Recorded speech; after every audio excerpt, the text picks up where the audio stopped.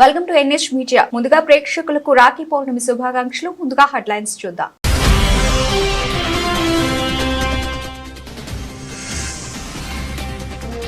చిన్నారులతో రాఖీ వేడుకలు ఘనంగా జరుపుకున్న భారత ప్రధాని, సంతోషం వ్యక్తం చేసిన మోదీ.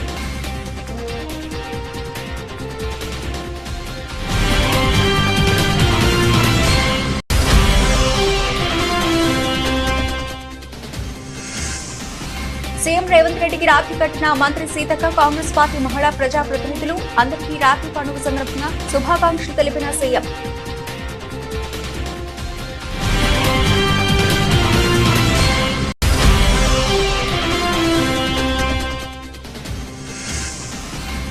రాఖీ పర్వదినాన్ని పురస్కరించుకుని దేశవ్యాప్తంగా ఘనంగా రాఖీ వేడుకలు. ఏపీ సీఎం చంద్రబాబు రాఖీలు కట్టిన బ్రహ్మకుమారీలు.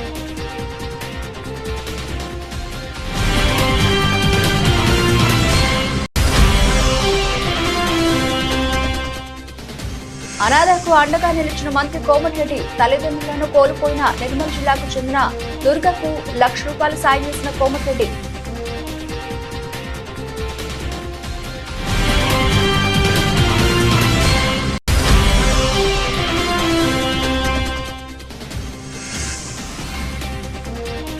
అండర్-19 ప్రపంచ కప్ షెడ్యూల్ విడుదల. 2025 జనవరి 18 నుంచి ప్రారంభం.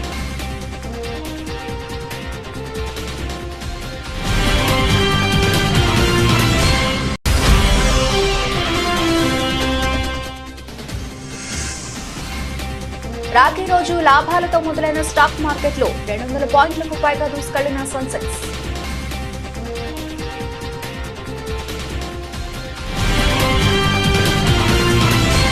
నేడు రాఖీ పౌర్ణమి సందర్భంగా పాఠశాల విద్యార్థులను కలిసి ప్రధానమంత్రి నరేంద్ర మోదీ రక్షాబంధన్ వేడుకలను ఘనంగా జరుపుకున్నారు. వారితో రాఖీ కట్టించుకుని సరదాగా టైం స్పెండ్ చేశారు.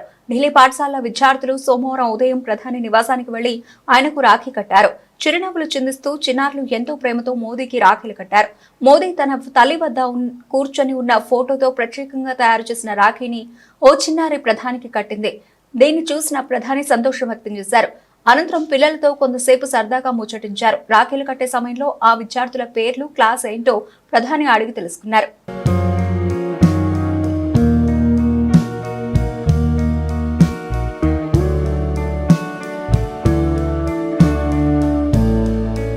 సోదరి సోదరుల మధ్య అనురాగాలకు, ఆప్యాయతలకు ప్రతీక రాఖీ పండుగ అని మంత్రి సీతక్క అన్నారు.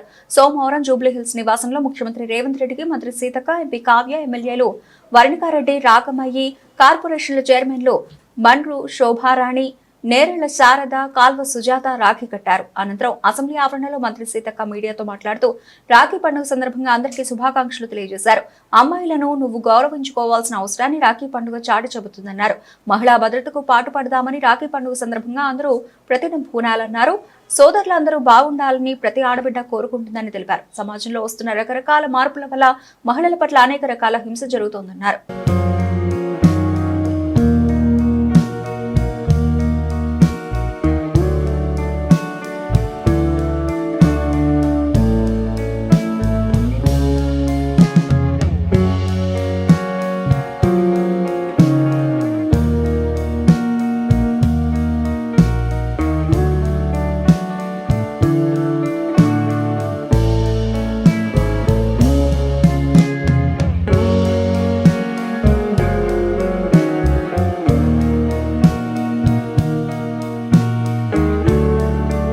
రాఖీ పర్వదినాన్ని పురస్కరించుకుని దేశవ్యాప్తంగా రాఖీ వేడుకలు ఘనంగా జరుగుతున్నాయి. తెలుగు రాష్ట్రాల్లో కూడా పలువురు మహిళలు తమ సోదరులకు రాఖీలు కట్టి స్వీట్లు తినిపించారు.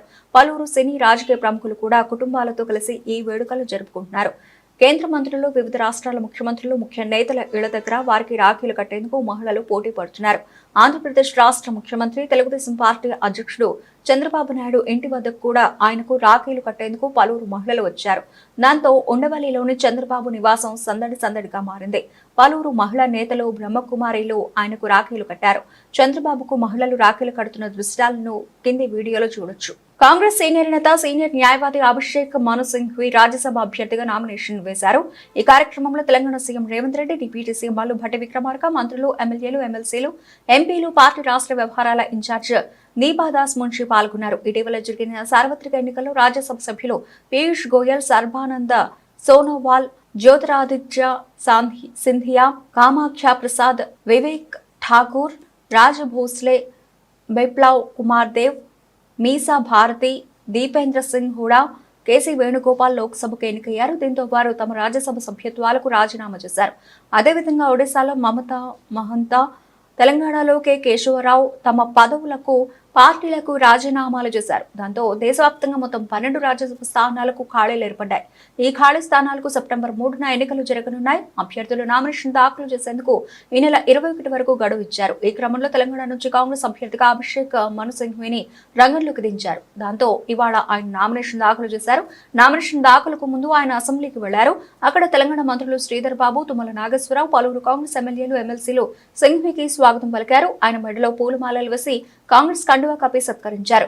నిర్మల్ జిల్లా తానూరు మండలం బెల్తరోడ గ్రామానికి చెందిన దుర్గా అనే చిన్నారి తల్లిదండ్రులను కోల్పోయి అనాథగా మారిన దీనగాథ గురించి సమాచార మాధ్యమాల్లో చూసిన మంత్రి కోమటిరెడ్డి వెంకటరెడ్డి చలించిపోయారు. తల్లిదండ్రులు ఉండడానికి ఇళ్లు లేక చిన్నారి పడుతున్న కష్టం ఆయన హృదయాన్ని కలిసివేసింది. ఎలాగైనా చిన్నారికి అండగా నిలవాలని మంత్రి భావించారు. స్వయంగా రంగంలోకి దిగిన దుర్గకు ఆర్థిక సహాయం అందేలా చర్యలు చేపట్టారు. తానూరు మండల తహసీల్దార్ లింగమూర్తి ఎంపీడీఓ అబ్దుల్ సమద్ ద్వారా తన తనయుడి జ్ఞాపకార్థం నిర్వహిస్తున్న ప్రతీక్ రెడ్డి ఫౌండేషన్ నుంచి ₹1,00,000 ఆర్థిక సహాయం అందించారు. అంతేకాదు చిన్నారి తాను ఎంతవరకు చదివితే అంతవరకు చదివిస్తానని, అన్ని సౌకర్యాలు కల్పించి పెళ్లయ్యేంత వరకు అండగా ఉంటానని దుర్గకు మాటిచ్చారు. చిన్నారితో వీడియో కాల్ మాట్లాడిన మంత్రి కోమటిరెడ్డి వెంకటరెడ్డి అధైర్యపడొద్దని, తాను ఉన్నానని భరోసా కల్పించారు. ప్రతి నెల ఖర్చుల కోసం పంపుతానని, ఉండడానికి ఇళ్లు కూడా కట్టిస్తానని హామీ ఇచ్చారు. తర్వాత పాపను కలుస్తానని మంత్రి తెలిపారు. ఈ కార్యక్రమంలో కోమటిరెడ్డి బ్రదర్స్ అభిమాని స్థానిక నాయకులు సతీష్ రెడ్డి, చిన్నారెడ్డి, కోటే కృష్ణ, స్థానిక తాజా మాజీ సర్పంచ్ సాయినాథ్, మాజీ ఎంపీడీసీ మధు పటేల్, దేవదాసు తదితరులు పాల్గొన్నారు.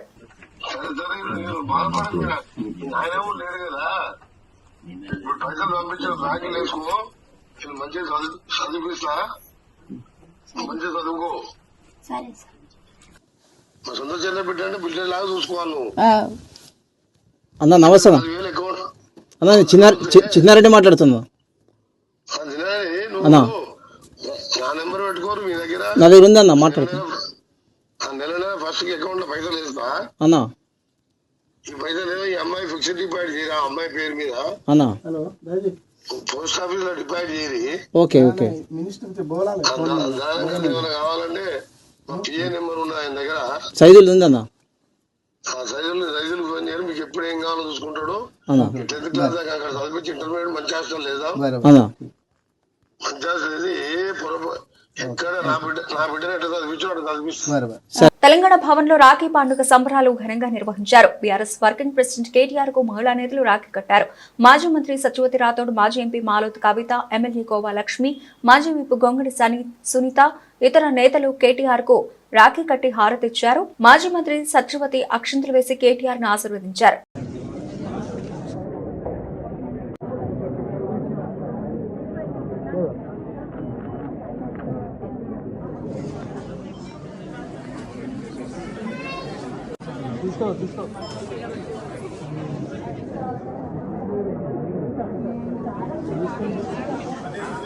క్రీడా రంగంలో జాతీయ, అంతర్జాతీయ స్థాయిలో ఆది నుండి శ్రీకాకుళం జిల్లాకు ఎంతో గుర్తింపు, గౌరవం ఉన్నాయని కేంద్ర పౌర విమానయాన శాఖ మంత్రి కింజరాపు రామ్మోహన్ నాయుడు అన్నారు. సోమవారం శ్రీకాకుళం ప్రభుత్వ డిగ్రీ కళాశాల ఆవరణలో గత 2 రోజులుగా శ్రీకాకుళంలో జరుగుతున్న 11వ జూనియర్ అంతర్ జిల్లాల సాఫ్ట్ బాల్ పోటీలో విజేతలకు బహుమతులు ప్రదానం చేశారు. ఈ సందర్భంగా ఆయన మాట్లాడుతూ ప్రపంచ క్రీడా రంగంలో భారత్ అగ్రస్థానంలో ఉండడానికి కేంద్ర ప్రభుత్వం అమలు చేస్తున్న క్రీడా పాలసీ కారణమన్నారు. ఖేలో ఇండియా రాకతో క్రీడా రంగంలో విప్లవాత్మక మార్పులు వచ్చాయని అన్నారు. బడ్జెట్లో క్రీడలకు అగ్రతాంబూలం ఇస్తున్నామని అన్నారు. శ్రీకాకుళం రూరల్ మండలం పాత్రని వలస వద్ద 30 ఎకరాల్లో ఖేలో ఇండియా పథకంలో అన్ని రకాల క్రీడలను అభివృద్ధి చేస్తున్నామని, ఈ ప్రాజెక్ట్ రానున్న 2 ఏళ్లలో పూర్తి చేస్తామని హామీ ఇచ్చారు. ఆల్రెడీ కాస్త ప్రయత్నం చేశాం, కానీ ఈ రోజు ఉన్నటువంటి పొజిషన్ లో ఖచ్చితంగా సాధించాల్సినటువంటి బాధ్యత ఉంది. కాబట్టి దాన్ని మళ్ళీ పట్టుకొని అతి త్వరగా ఆ కార్యక్రమాన్ని చేకూర్చే బాధ్యత కూడా నేను తీసుకుంటానని ఈ సందర్భంగా తెలియజేసుకుంటూ, ఎప్పుడూ కూడా సొంత లబ్ధి కోసం కాకుండా క్రీడలకి ఏ రకంగా లబ్ధి జరుగుతుందనే ఆలోచనలు ఇలాంటి వేదికల దగ్గరికి వచ్చినప్పుడు క్రీడల పట్ల ఆసక్తి చూపిస్తున్నటువంటి పెద్దలందరూ కూడా మా దృష్టిలో వేస్తున్నారని అంటే ఎంత కమిట్మెంట్ తో వాళ్ళందరూ కూడా ఉన్నారు. నిజంగా నాకు గర్వం వస్తుంది. అంటే అందరికీ చాలా మందికి ఉన్నా సరే కొంతమంది రాలేరు, కొంతమంది పార్టిసిపేట్ చేయరు, కొంతమందికి అవకాశం రాదు. కానీ మీ అందరికీ కూడా వచ్చిందనంటే మీరు విజేతలే. మీరు ఫస్ట్ వస్తే విజేతలు కాదు, మీరు పార్టిసిపేట్ చేయడానికి ట్రై చేయాలి, మేము పార్టిసిపేట్ చేయాలి, మేము గేమ్స్ లో పాల్గొనాలి అని ఎప్పుడైతే ఒక ఆలోచనతో మీరు ఇక్కడికి వచ్చి ఈ 3 days కూడా పార్టిసిపేట్ చేశారో అప్పుడే మీరు విజేతలు అయ్యారు. కాబట్టి ఓటమిగా మీరు ఎవ్వరు కూడా భావించొద్దు. మొదటి స్థానం రాలేదనంటే మళ్ళీ పార్టిసిపేట్ చేయండి. ఈ రోజు ఈ 3 రోజుల్లో మీరు నేర్చుకున్నటువంటి పాఠాలు ఏవైతే ఉన్నాయో దాన్ని మీరు సద్వినియోగం చేసుకొని నెక్స్ట్ టైం మళ్ళీ ఫస్ట్ వచ్చే విధంగా మీరందరూ కూడా పార్టిసిపేట్ చేసి భవిష్యత్తులో స్పోర్ట్స్ పట్ల ఎప్పుడు కూడా ఇదే ఆసక్తితో మీరు అందరూ కూడా రాణించాలని పిల్లలందరికీ కూడా ఈ సందర్భంగా తెలియజేసుకుంటున్నాను. మరొకసారి ఇంత బ్రహ్మాండంగా ప్యారిస్ లో 6 మెడల్స్ మనం సాధించుకున్నాం. సుమారు 71వ స్థానంలో భారతదేశం ఉంది. బాధ కలుగుతుంటుంది కొన్ని సందర్భాల్లో, ఇంత పెద్ద దేశం, ఇన్ని విశిష్టలు కలిగినటువంటి దేశం, ఎందుకు మనం అంత స్థాయిలో మనం రాణించలేకపోతున్నాం అనేది జరుగుతుంటుంది. కానీ మనం దృష్టి పెట్టాల్సినటువంటిది ఒలింపిక్ లో ఎన్ని మెడల్స్ సాధించామన్నది కాదు, గ్రామ స్థాయి నుంచి క్రీడాకారులు ఏ రకంగా మనం ప్రోత్సహించి అక్కడికి పంపిస్తున్నాం అన్నది, దాని మీద మనం దృష్టి పెట్టాల్సినటువంటి అవసరం ఉంది. దానికోసం రాజు గారు కూడా చెప్పారు, గెలిచిన తర్వాత వాళ్ళందరినీ కూడా ప్రోత్సహించే బదులు గ్రామీణ స్థాయిల నుంచి, మండల జిల్లా స్థాయిల నుంచి, ఏదైతే చిన్న స్థాయి నుంచి యువ క్రీడాకారులు ఎవరైతే క్రీడల పట్ల ఆసక్తి చూపించి ముందుకు వస్తున్నారో వాళ్ళకి సహకరించే పథకాలు చేయాలని నా వంతుగా ఈరోజు ఒక స్థానంలో ఉన్నాను కాబట్టి మాటిస్తున్నాను. రాష్ట్ర కేంద్ర ప్రభుత్వాలతో మాట్లాడి గ్రౌండ్ లెవెల్ నుంచి కూడా క్రీడాకారుల్ని, క్రీడా వ్యవస్థని ప్రోత్సహించడానికి నా వంతుగా ఖచ్చితంగా నేను చర్యలు తీసుకుంటానని కూడా ఈ సందర్భంగా తెలియజేసుకుంటున్నాను.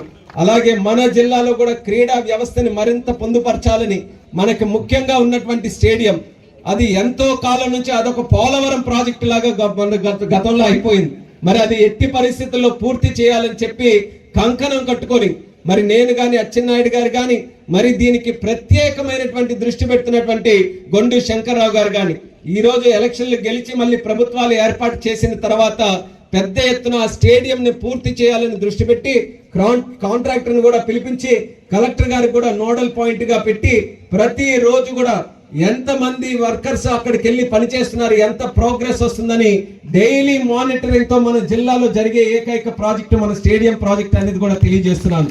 ఎందుకనంటే అది ఎట్టి పరిస్థితుల్లో పూర్తి చేసి దాని తాలూకా ఫెసిలిటీ. తెలంగాణ సీఎం రేవంత్ రెడ్డి ఇవాళ ఆసక్తికర వ్యాఖ్యలు చేశారు. ప్రభాస్ లేని బాహుబలిని ఊహించలేమని అన్నారు. బాహుబలి చిత్రం టాలీవుడ్, బాలీవుడ్ దాటి హాలీవుడ్ తో పోటీ పడగలిగిందంటే అందుకు కారణం ప్రభాస్ అని తెలిపారు. ఇవాళ హైదరాబాద్ లో క్షత్రియ సేవా సమితి నిర్వహించిన అభినందన సభకు సీఎం రేవంత్ రెడ్డి హాజరయ్యారు. క్షత్రియ సామాజిక వర్గానికి చెందిన ప్రభాస్ తెలుగు సినిమా వైభవాన్ని అంతర్జాతీయ స్థాయికి తీసుకెళ్లారని కొనియాడారు. రాజులు ఏ రంగంలోకి వచ్చినా రాణిస్తారని, కృష్ణరాజు పేరు ప్రస్తావించకుండా తెలుగు సినీ పరిశ్రమ గురించి మాట్లాడలేమని అన్నారు. బాలీవుడ్ లో రాణించిన రామ్ గోపాల్ వర్మ తనకు మంచి మిత్రుడని తెలిపారు. నాకన్నా గొప్పవాళ్లు ఇవాళ ఈ వేదిక ముందు వినయంగా ఉన్నారు. క్షత్రియుల గొప్పతనం అదే. నమ్మకానికైనా విజయానికైనా క్షత్రియులు మారుపేరుగా నిలుస్తారు అని రేవంత్ రెడ్డి వివరించారు. అదే విధంగా ఈరోజు మా మిత్రులు నాగరాజు గారు కార్పొరేటర్ల గురించి అడిగినరు, శ్రీనివాస్ వర్మ గారేమో ఎమ్మెల్యేల గురించి అని. నాగరాజు గారు తెలివి కల్లోడు. ఇప్పుడు ఇమ్మీడియట్గా వచ్చేది కార్పొరేటర్ ఎన్నికలు కాబట్టి అవి ఇస్తే తర్వాత ఆటోమేటిక్ ఎమ్మెల్యే టికెట్లు అడగొచ్చు అని వారి ఆలోచన. ఎందుకంటే ఎమ్మెల్యే ఎన్నికలు చాలా దూరం ఉన్నాయి. ఇమ్మీడియట్గా సంవత్సరం తిరిగే లోపల కార్పొరేటర్ ఎన్నికలు ఉన్నాయి. తప్పకుండా చట్టసభలలో మీ ప్రాతినిధ్యం ఉండాలి అన్న ఆలోచన నాకు ఉంది. మీలో రాజకీయ చైతన్యంతో రాజకీయాలలో రాణించాలన్న ఆలోచన ఉన్న వాళ్ళను ఇప్పటి నుండే పార్టీలో ప్రోత్సహించండి. మొదట పార్టీలో పదవి ఇస్తాను, ఆ తర్వాత ఎన్నికల్లో టికెట్లు ఇస్తాను. పిసిసి అధ్యక్షుడిగా, తెలంగాణ రాష్ట్ర ముఖ్యమంత్రిగా క్షత్రియ సోదరులకు నేను మాట ఇస్తున్నా. తప్పకుండా మీ వైపు నుంచి మీరు ఎవరిని మీ ప్రతినిధులుగా మా పార్టీలో పెట్టదలుచుకున్నారో మీరు లిస్ట్ ఇవ్వండి. తప్పకుండా ఈ 1.5 year రాబోయే 4 సంవత్సరాలకు వాళ్ళని లీడర్స్గా గ్రూమ్ చేసి ఎన్నికల్లో తప్పకుండా అవకాశాన్ని కల్పిస్తా అని చెప్పి నేను మీకు మాట ఇస్తున్నా. మహిళల రక్షణకు తమ కూటమి ప్రభుత్వం ప్రత్యేక చర్యలు తీసుకుంటుందని రాజమండ్రి సిటీ ఎమ్మెల్యే ఆదిరెడ్డి శ్రీనివాస్ హామీ ఇచ్చారు. రాఖీ పౌర్ణమి సందర్భంగా తెలుగు మహిళలు ఎమ్మెల్యే వాసులకు రాఖీలు కట్టి శుభాకాంక్షలు తెలిపారు. వారి ఆప్యాయత, అనురాగాలు, వాత్సల్యానికి సంతోషించిన ఎమ్మెల్యే ఆదిరెడ్డి వాసు మాట్లాడుతూ మహిళలు అర్ధరాత్రి స్వేచ్ఛగా రోడ్డు మీద తిరగగలిగినప్పుడే దేశానికి నిజమైన స్వాతంత్ర్యం వచ్చిందని మహాత్మా గాంధీ చెప్పారని, దురదృష్టవశాత్తు కోల్కతాలో జరిగిన వైద్యురాలిపై అత్యాచార ఘటన చాలా బాధ కలిగించిందని ఆవేదన వ్యక్తం చేశారు. కేంద్ర ప్రభుత్వం బేటీ పడావో బేటీ బచావో వంటి కార్యక్రమాలు చేపడుతున్నా కొన్ని రాష్ట్రాల్లో ఇలాంటి సంఘటనలు జరగడం బాధాకరమని ఎమ్మెల్యే ఆదిరెడ్డి వాసు వ్యాఖ్యానించారు. రాజమండ్రిలో ఉన్న మహిళా లోకానికి అందరికీ కూడా రక్షాబంధన్ శుభాకాంక్షలు. రాష్ట్రంలో వారు కూడా, దేశంలో వారు కూడా ఈరోజు మా ఇంటి ఆడపడుచులు తెలుగుదేశం, జనసేన పార్టీ పట్టుకొమ్మలైన మహిళలు అందరూ కూడా ఈరోజు వచ్చి రాఖీలు కట్టడం జరిగింది. చెయ్యి అంతా కూడా నింపేసారు. వారు కట్టేటప్పుడు వారి మనసులో ఉన్న ఒకే ఒక ఆలోచన, భావం ఏంటంటే వారి ఇంట్లో కూడా మహిళలు ఉన్నారు, మహిళలందరూ కూడా సురక్షితంగా, ఆనందంగా ఈ రాష్ట్రంలో ఉండాలన్నది వాళ్ళ తాలూకు ఆలోచన. గత 5 సంవత్సరాలు చూసాం మహిళల పట్ల గౌరవం లేకుండా, మహిళల పట్ల ఏ విధమైన బాధ్యత లేకుండా గత వైఎస్ఆర్సీపీ పార్టీ వారు ఏ విధంగా ప్రవర్తించారో చూసాం. ఇప్పుడు ప్రభుత్వం మారింది. మొన్ననే స్వాతంత్ర దినోత్సవం కూడా జరుపుకున్నాం. ఆనాడు కూడా అనేకమైన సందర్భాల్లోనే మనం ఒకటే చెప్పుకుంటా ఉన్నాం. బాపు గారు ఏదైతే కోరారో, మహిళ క్షేమంగా రాత్రి ఎప్పుడైతే నడవగలుగుతాదో రోడ్డు మీద, అదే అసలైన స్వాతంత్రం. మనందరం చాలా గర్వంగా, గొప్పగా చెప్పుకున్నాం. కానీ వెంబటనే మనకు ఒక దురదృష్టకర సంఘటన జరిగింది. అదే కోల్కతాలోని ఒక మెడికల్ కాలేజ్లో డాక్టర్ పైన అత్యాచారం, తదుపరి ఆవిడ్ని దారుణంగా చంపివేయడం చాలా కలత వేసింది. ఏంటి, ఓ పక్కన కేంద్రమేమో బేటీ బచావో బేటీ పడావో అంటా ఉంది, ఓ పక్కన ఇలాంటి దురదృష్టకరమైన సంఘటనలు జరుగుతూ ఉంటే ఏం సందేశం ఇవ్వబోతా ఉంది. ఇలాంటివి చూస్తూ ఉన్నప్పుడు ఇళ్లలో తల్లులకి అయ్యో ఆడపిల్లని ఎందుకు కన్నాను రా బాబు అనే ఒక బాధ కూడా ఉంటా ఉంది, ఒక అభద్రతా భావం కూడా ఉంటా ఉంది. అలాంటి పరిస్థితులు ఈ దేశంలో ఉండకూడదు. మార్పు రావాలి. ఆ మార్పు మన ఇంటి నుంచే మొదలవ్వాలి. మన ఇంటిలో ఎప్పుడైతే ఒక తల్లిని, లేకపోతే తనతో ఉన్న తోబట్టుని మహిళని గౌరవించడం ఇంట్లోనే నేర్పిస్తే మగవాడిలోని ఆలోచన విధానాలు మారుతాయి. అది మన ఇంటి నుంచే ప్రారంభం కావాలి. ప్రతి మహిళని గౌరవంగా చూడాలి. తన తల్లిని గౌరవిస్తే సరిపోదు. ప్రతి మహిళలో కూడా ఒక తల్లిని, ఒక అక్కని, చెల్లిని చూసి గౌరవించే విధానం ప్రతి మగవారిలో కూడా రావాలి. ఈ రక్షాబంధం రోజైనా మనందరం కూడా ఒక ప్లేజ్ తీసుకుందాం. మహిళల్ని సురక్షితంగా ఉండే విధంగా అందరం కూడా తన వంతు కృషి చేయాలని చెప్పి అందరం కూడా ఒక శపథం తీసుకొని ముందుకు సాగాలని. ఈ రాఖీలు కట్టడం అన్నది వారికి ఆనందం కలిగిన నాకు బాధ్యత. ఈ నగరంలోని ఇప్పటికే మీ భద్రత మా బాధ్యత అనే కార్యక్రమంతో చేస్తా ఉన్నాం. బీఆర్ఎస్ నేత సిద్దిపేట ఎమ్మెల్యే హరీష్ రావు నివాసంలో ఘనంగా రాఖీ పౌర్ణమి వేడుకలు నిర్వహించారు. పార్టీ మహిళా నేతలు హరీష్ రావుకు రాఖీలు కట్టి శుభాకాంక్షలు తెలిపారు. రాఖీలు కట్టిన సోదరీమణులకు ధన్యవాదాలు తెలిపారు. అనంతరం మాట్లాడుతూ అన్నచెల్లెల బంధానికి ప్రతీక రాఖీ పండుగ అని తెలిపారు. పండుగను అందరూ ప్రేమాభిమానులతో జరుపుకోవాలని ఆకాంక్షించారు. మహిళల శ్రేయస్సు, భద్రత కోసం కృషి చేస్తానన్నారు. రాష్ట్ర ప్రజలందరికీ పండుగ శుభాకాంక్షలు తెలిపారు.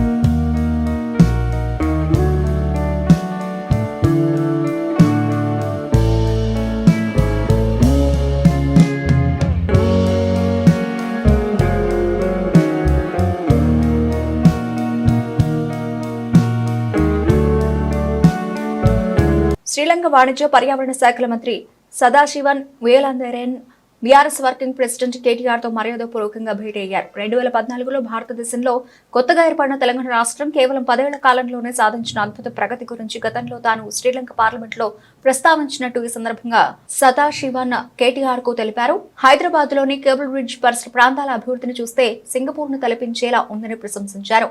ఐటీ పరిశ్రమల మంత్రిగా కేటీఆర్ తెలంగాణను పెట్టుబడులకు కేర్ ఆఫ్ అడ్రస్ గా మార్చిన తీరును సదాశివన్ అభినందించారు. ఓవైపు ప్రపంచవ్యాప్తంగా నిరుద్యోగ సమస్య పెరిగిపోతూ ఉంటే 10 ఏళ్ల బీఆర్ఎస్ పాలనలో హైదరాబాద్ ను అవకాశాల అక్షయ పాత్రగా మార్చిన తీరు అందరికీ స్ఫూర్తిదాయకమన్నారు.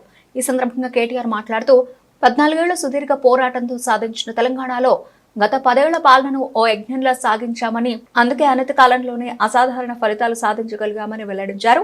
తెలంగాణకు గుండెకాయ లాంటి హైదరాబాద్ లో సంపదను సృష్టించి సంక్షేమం రూపంలో పల్లె పాలన పేదలకు పంచామన్నారు. పారిశ్రామిక రంగానికే కాదు పర్యావరణానికి కూడా సమ ప్రాధాన్యం ఇచ్చామని, తెలంగాణలో 7.7% గ్రీన్ కవర్ ను పెంచడం దేశంలోనే అరుదైన రికార్డని గుర్తు చేశారు.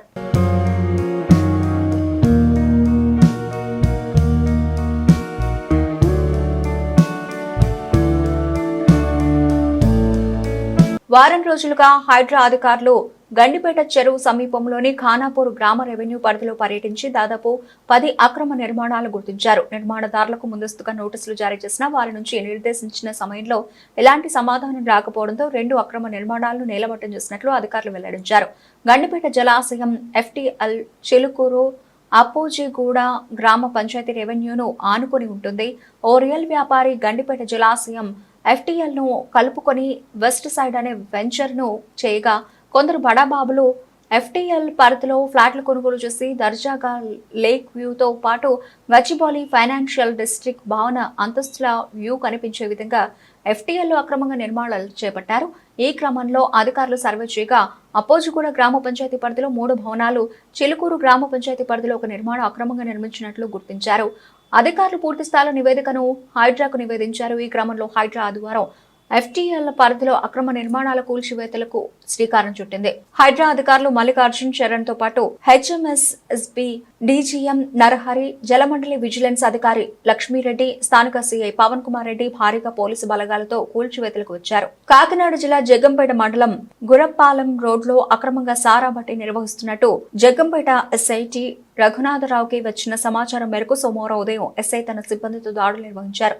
సారా తయారు చేస్తున్న భట్టీపై దాడి చేసి 30 లీటర్ల లైవ్ సారాను స్వాధీనం చేసుకున్నారు. అదేవిధంగా 12 గ్రాములలో నిల్వ ఉంచిన బెల్లపు ఊటను ధ్వంసం చేశారు. అక్రమ సారా తయారీకి పాల్పడుతున్న జగంపేట గ్రామం సెట్టిబలిజపేటకు చెందిన మునసా జియన్న అనే వ్యక్తిని అదుపులోకి తీసుకుని కేసు నమోదు చేశారు. జగంపేట మండల పరిధిలో అక్రమంగా సారా తయారు చేసిన అమ్మినా కఠిన చర్యలు తీసుకోవడం జరుగుతుందని SI రఘునాథరావు హెచ్చరించారు. 2 ఏళ్లకోసారి జరిగే మహిళల అండర్-19 ప్రపంచ కప్ లో 2వ ఎడిషన్ కు సంబంధించిన షెడ్యూల్ విడుదలైంది. ఆదివారం ICC ఒక ప్రకటన ద్వారా షెడ్యూల్ ను ప్రకటించింది. మలేషియా ఆతిథ్యం ఇవ్వనున్న ఈ టోర్నీ 2025 జనవరి 18 నుంచి ఫిబ్రవరి 2 దాకా కొనసాగనుంది. 16 జట్లు పాల్గొనబోయే ఈ మెగా టోర్నీలో జట్లను 4 గ్రూపులుగా విభజించారు. డిఫెండింగ్ ఛాంపియన్ గా బరిలోకి దిగనున్న భారత్ గ్రూప్ ఏలో మలేషియా, వెస్టిండీస్, శ్రీలంకలో తలపడాల్సి ఉంది. గ్రూప్ బిలో England, Ireland, Pakistan, USA. Group సిలో south Africa, New Zealand, Samoa qualifier ఉండగా గ్రూప్ డి నుంచి Australia, Bangladesh, Scotland qualifier Asia region నుంచి చోటు దక్కించుకున్నాయి. ఈ టోర్నీ తొలి ఎడిషన్ లో షఫాలి వర్మ సారథ్యంలోని యువ భారత జట్టు ఫైనల్లో ఇంగ్లాండ్ ను ఓడించి ప్రపంచ కప్ ను సొంతం చేసుకున్న విషయం తెలిసిందే. కాగా 2వ ఎడిషన్ లో జనవరి 19న వెస్టిండీస్ తో జరగబోయే మ్యాచ్ తో భారత్ వరల్డ్ కప్ వేటను మొదలు పెట్టనుంది. గ్లోబల్ మార్కెట్ల సానుకూల సంకేతాలతో దేశీయ స్టాక్ మార్కెట్లు నేడు లాభాలతో ప్రారంభమయ్యాయి. రాఖీ పండుగ రోజైన నేడు దేశీయ బెంచ్ మార్క్ సూచీలు సెన్సెక్స్, నిఫ్టీ సోమవారం గ్రీన్ లో మొదలయ్యాయి. గిఫ్ట్ నిఫ్టీ సానుకూల ప్రారంభాన్ని సూచించిన క్రమంలో మార్కెట్లు పాజిటివ్ ధోరణుల్లో ట్రేడ్ అవుతున్నాయి. ఈ నేపథ్యంలోనే ఉదయం 9:16 సమయంలో సెన్సెక్స్ 80,665 స్థాయిల వద్ద 200 పాయింట్లకు పైగా దూసుకెళ్లింది. అదే సమయంలో నిఫ్టీ 50 సూచీ 70 పాయింట్లకు పైగా పెరిగి 24,628 స్థాయికి చేరుకుంది. మరోవైపు బ్యాంక్ నిఫ్టీ మిడ్ క్యాప్ సూచీలు కూడా లాభాల్లోనే కొనసాగుతున్నాయి.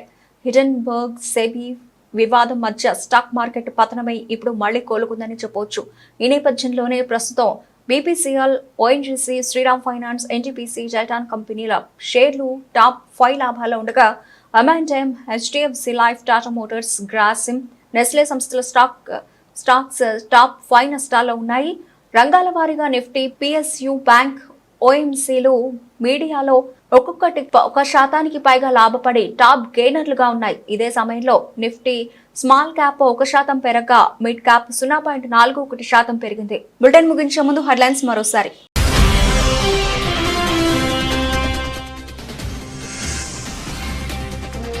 చిన్నారులతో రాఖీ వేడుకలు ఘనంగా జరుపుకున్న భారత ప్రధాని, సంతోషం వ్యక్తం చేసిన మోదీ.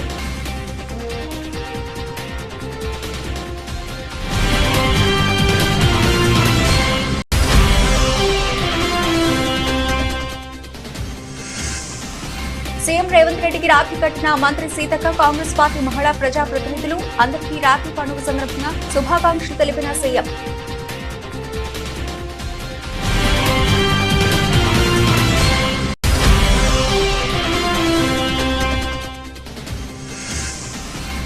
రాఖీ పర్వదినాన్ని పురస్కరించుకుని దేశవ్యాప్తంగా ఘనంగా రాఖీ వేడుకలు. ఏపీ సీఎం చంద్రబాబు రాఖీలు కట్టిన బ్రహ్మకుమారీలు.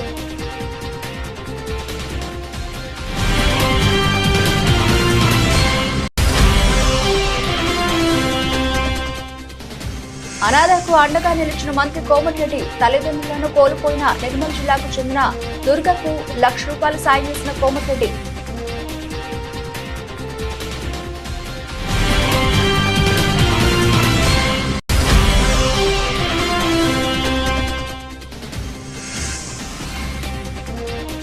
అండర్-19 ప్రపంచ కప్ షెడ్యూల్ విడుదల. 2025 జనవరి 18 నుంచి ప్రారంభం.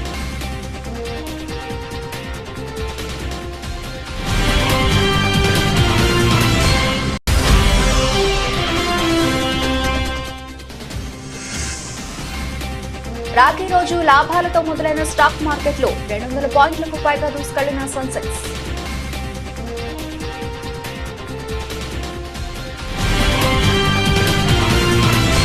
ఇవి ఇప్పటివరకు నవలసిన అప్డేట్స్. మరిన్ని అప్డేట్స్ తో మళ్ళీ కలుద్దాం. అంతవరకు సెలవు, నమస్తే.